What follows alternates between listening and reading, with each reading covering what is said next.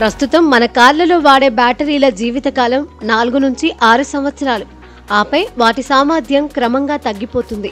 అదే విద్యుత్ వాహనాల బ్యాటరీ విషయానికి వస్తే గరిష్టంగా 8 నుంచి 10 ఏళ్లు పనిచేస్తుంది.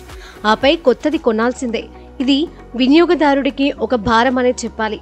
దీనికి చైనాకు చెందిన ఓ దిగ్గజ కంపెనీ పరిష్కారం కనుగొంది. ఏకంగా 16 ఏళ్ల పాటు వినియోగించగలిగే బ్యాటరీని ఆవిష్కరించింది. అంటే 10 లక్షల కిలోమీటర్ల దూరం ప్రయాణించవచ్చు.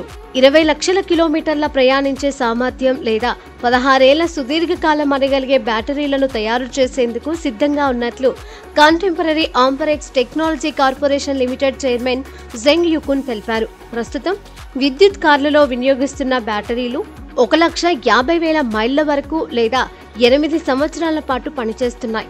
బ్యాటరీల జీవితకాలాన్ని పెంచడంపై పరిశ్రమ వర్గాలు కొంతకాలంగా దృష్టి సారించాయి.